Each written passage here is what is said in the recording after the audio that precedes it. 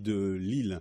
Sur notre plateau pour débuter ce jour, nous avons nos premiers invités, notre binôme.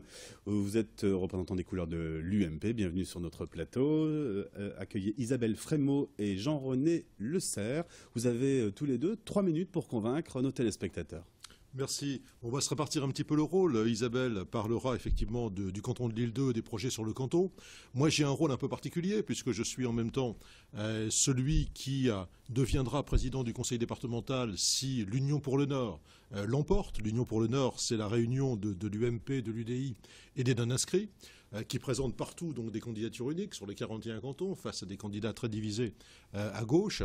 Notre programme départemental, il prend acte surtout de la situation aujourd'hui calamiteuse du département du Nord. Le département du Nord, financièrement, est exsangue. Il est au bord de ce qu'on pourrait appeler le dépôt de bilan, qui, chez les collectivités, est effectivement la mise sous tutelle.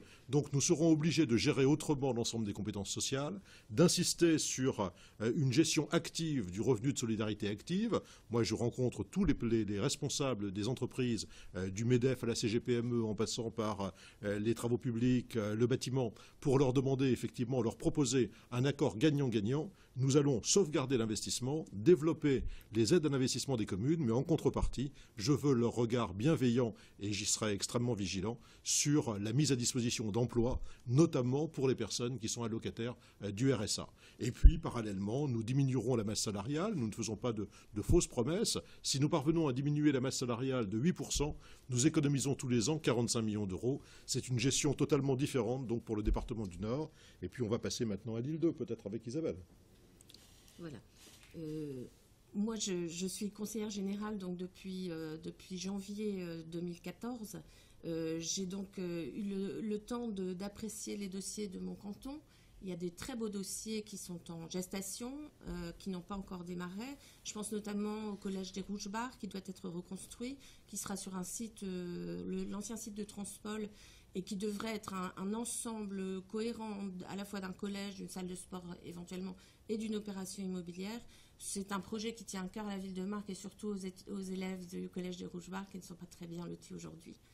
Il y a aussi une restauration de collèges publics sur le secteur de Bondu-Mouveau.